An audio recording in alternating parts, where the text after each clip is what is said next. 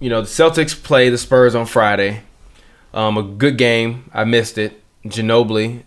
I don't know. We don't know how. I have no idea. No one really knows how Manu continues to be Manu. But Ginobili wins the game, and they beat what was the best team in the NBA at that point in time, the Celtics. They aren't anymore? No, because the Rockets technically have one less loss. Okay. Although the Rockets and the Warriors are technically tied for first place in the Western Conference right now, because the Warriors have 21 wins and 6 losses, and the Rockets have 19 wins and 4 losses. But the Spurs, man, Kawhi is coming back. Supposedly, Kawhi is set to make his return this week. They thought he was going to come back versus the Celtics. Then they said no. Then they said Phoenix. Then they said no. So we're the timetable is still sometime within this week. But Kawhi is coming back. So the Spurs currently sit at 18-8. They are 2.5 games behind first place in the Western Conference. They are technically the tied with Cleveland for the 4th best team in the NBA right now. And now you add a third, a second. Was he second place or third place runner-up MVP? Who? Kawhi.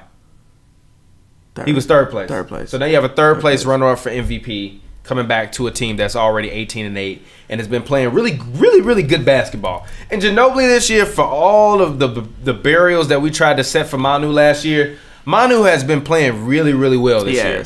I've been really impressed with the way that Manu plays. Like, Manu has been playing very within himself, which is still like bombastic and fucking crazy, and he makes plays where you just like, what the fuck? Like, what the fuck, but then he'll make a shot like he did yesterday to ice you the game. Like, what the fuck, Manu? And then it is what it is. Yeah, no, but the Spurs have been solid all year, and again, I'm really, really excited. LaMarcus has been hooping. The thing about LaMarcus is I don't know if LaMarcus is gonna hoop. Like, I'm really interested to see how LaMarcus is gonna play when Kawhi comes back. If LaMarcus can keep this same level of play I don't think he will be able when to. Kawhi comes back, we got a problem. Because you have that, and then you add in Rudy Gay, who's been for the most of the, I would say, Rudy Gay is only averaging 12 points a game. Yeah, but he's still coming off of Achilles. I mean, yes, and also Kawhi coming back is going to give you another 20, 25 Also, games. I would argue those 12 points are better this year than some of his 18-point years. He had a game in which he shot 7 for 8. 6 for 9. I've never had 18 points. I've never in my life seen Rudy Gay shoot 6 for 9 and have 18 points. And he's been making good passes. I heard announcers say they didn't even know Rudy Gay could pass, and they said because he was playing in Sacramento. And you know what? You're right. He was playing in Sacramento and wasn't being coached by Pop. Like, Rudy Gay is a guy where I wish he could have been a Spur his whole career. Yeah. Can you imagine if Rudy Gay would have got drafted by Pop?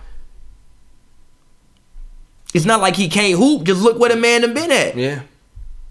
It's not like he can't hoop. Rudy Gay, like, it's not like he can't hoop. I still don't know if he got drafted by Pop if he's an all-star, though. Yes, he would be. He was giving you 18, 19, 20 points on trash teams. 20 points. Rudy Gay actually if they made the playoffs a couple years, Rudy Gay would probably be all-star. The third highest PER on the Spurs right now at 18.9 a game. He's playing very well. He's playing very well on offense. So if you can add Kawhi back into that, and the Kawhi can come back healthy, and all those guys can keep up that same level of play. Also, Tony Parker, he's looking good off the injury.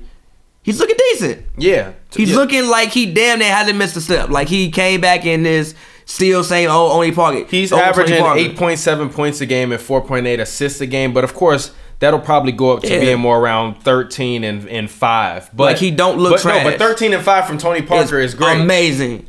It is. After that injury, coming back at what, 35 years old now? Yeah, he's 35. Yeah, that's amazing. See, but that's the thing about Tony Parker is Tony Parker, and we were watching, we were actually the other night watching it. I gotta stop disrespecting Tony Parker. Gotta stop. Tony Parker was giving man hands. He gave the Cavs work in the finals. Boobie Gibson was calling for God. All 4 games. But as when we were watching those clips, Tony Parker always had a great handle on him and always was very good at making good, timely passes, but also being crafty in the lane. Yeah. So as he's gotten older and slower, as with Manu, they were both good passers who were crafty in the lane. Tony Parker was just 6'1", 6'2", and blazing fast. Now he's just old, which is like puts him, even his slow. He's still quick. Even his slow is like a step behind all the young guys, if that makes sense. It'll probably be like what Derrick Rose slow will be if he would have been healthy and stayed to 35.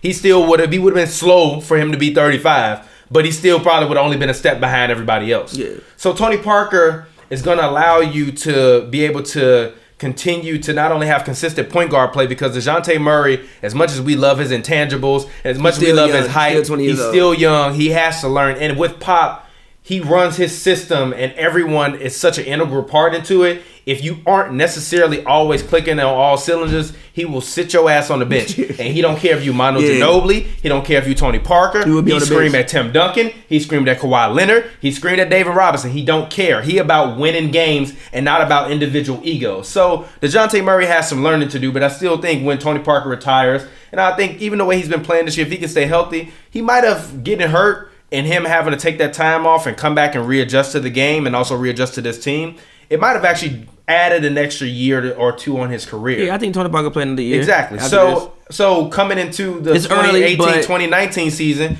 you're going to be looking at probably DeJounte Murray as like, okay, this is going to be the year where DeJounte take Tony Parker's starting spot and he becomes a really good player. So the Spurs are set up. I think Kawhi coming back, I think they're going to wind up getting up to that second seed, as I said before, and it'll be Warriors 1, it'll be Spurs 2, it won't be Clippers 3, it'll be the Rockets 3. I'm not going to be disrespectful.